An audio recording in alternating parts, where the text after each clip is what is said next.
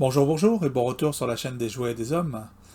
Aujourd'hui, pour continuer la série Wakanda Forever Black Panther, nous allons nous intéresser à Black Panther version comics.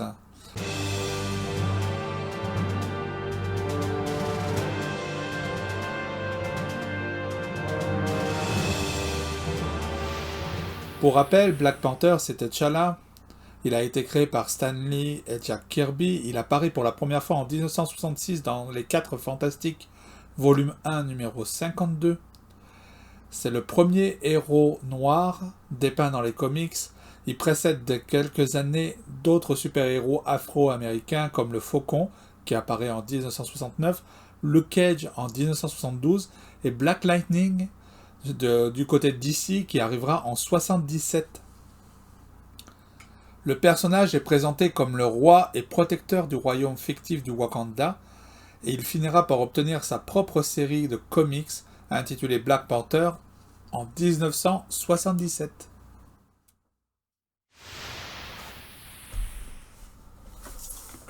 Regardons notre boîte d'un petit peu plus près. Nous avons donc le nom du personnage ici, Black Panther, la figurine en photo, Marvel Black Panther, c'est le logo des comics. Hasbro, attention de ne pas s'étouffer, ce n'est pas pour les enfants en dessous de 3 ans. Une version dessinée du personnage. Marvel Legends Series, Marvel Legends Black Panther, les accessoires très maigres, la jambe de Atuma. Attention, mention légale Marvel. Attention de ne pas s'étouffer, c'est recyclable, le code barre.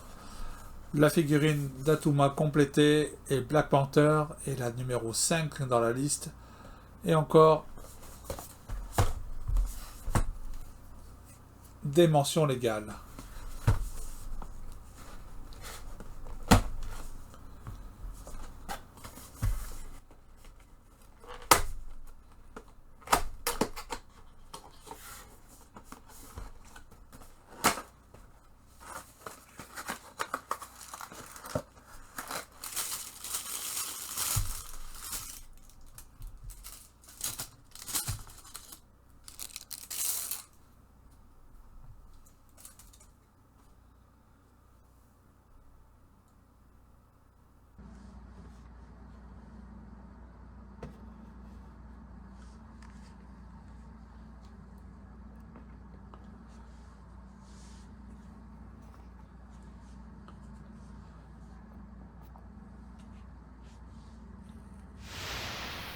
Regardons d'un petit peu plus près notre figurine.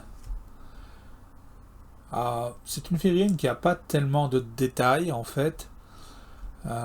Couleur noire avec des accents gris pour les pieds, pour les mains pardon, et les avant-bras et les bottes et les pieds.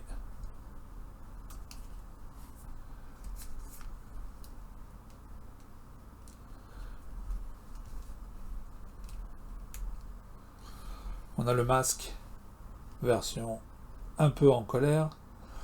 Ça donne un petit côté Batman en fait, le fait qu'elle soit toute noire comme ça. C'est les corps musculeux standards chez Marvel, avec la coupe au milieu. Une ceinture qui n'est pas collée, simplement là, elle se déplace. La cape est tenue par 2 cordes qui se croisent sur le torse. C'est du plastique dur. On doit pouvoir la retirer sans problème pour regarder un petit peu plus près la figurine. Il faut retirer la tête avant.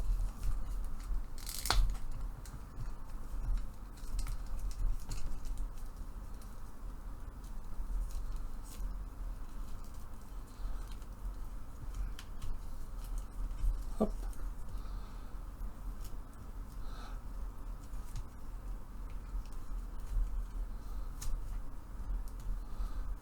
Voilà.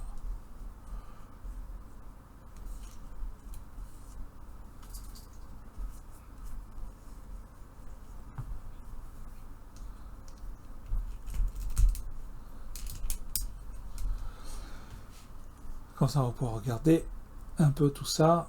Donc corps musculeux, les muscles apparents, je pense que d'habitude c'est des figurines qui sont torse nu, qui sont utilisées comme ça, avec ce genre de torse. Tous les détails en fait sont dans la sculpture des muscles.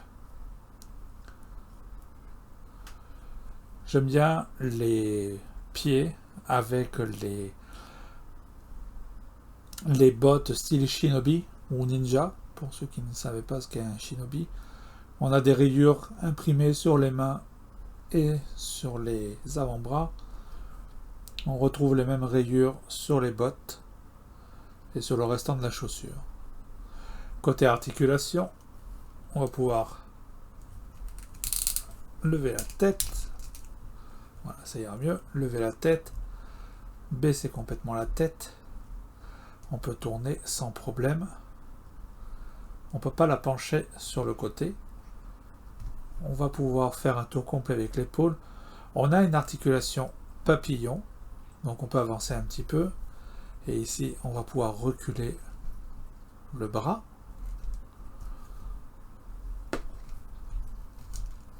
On a une double articulation au niveau du coude. La rotation au niveau de la main, on peut la pencher et la relever. Et on a bien sûr la rotation au biceps. On a la coupure donc au torse qui permet de se pencher et d'aller en arrière. On a la rotation aux hanches. Alors, ça fait sauter la ceinture, donc il faudra faire attention. On ne peut pas mettre la jambe en arrière à cause du fessier, donc il faut la mettre sur le côté. On peut la mettre par contre sans problème en avant. On a la rotation sur la cuisse. On a la double articulation du genou et on peut aller se taper le bas du dos. Chose qui est assez rare, on a aussi une rotation au niveau de la botte. On peut mettre le pied en arrière, en avant sans problème. Et on a la rotation sur les côtés. Comme d'habitude, le changement de main est assez facile. Il faut juste que je prenne la bonne. Et on a un point fermé. Donc très maigres accessoires. Je ne considère pas la cape comme un accessoire puisque elle est de facto avec le personnage. Donc on a juste des mains supplémentaires.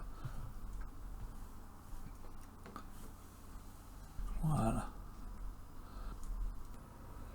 Les détails sur la cape sont pas mal intéressants, rien de transcendant bien sûr, mais on voit clairement une belle définition du drapé. Le col remonté est un bel effet, et j'aime beaucoup en fait la corde qui se croise sur le torse du personnage.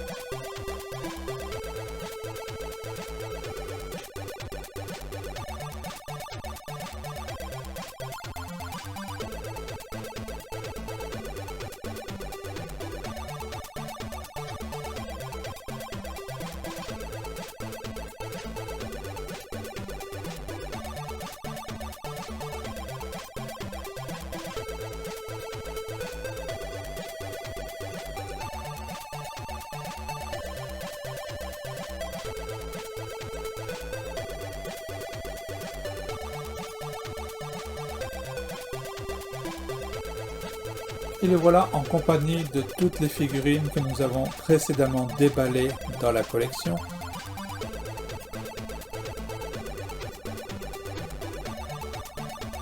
C'est une belle wave. J'avoue que je ne m'attendais pas à voir des figurines issues des comics. On regrettera encore une fois, et comme toujours, hein, je ne cesse de le répéter, le manque d'accessoires. Une tête de rechange aurait été sympa. C'est une figurine relativement massive si on regarde la Black Panther issue du film, qui est toute fine, toute petite.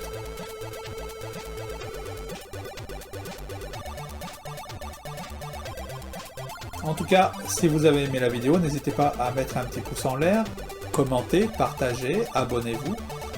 Et on se retrouve pour la dernière figurine à déballer, qui est celle de Everett Ross. A très bientôt. Bye bye.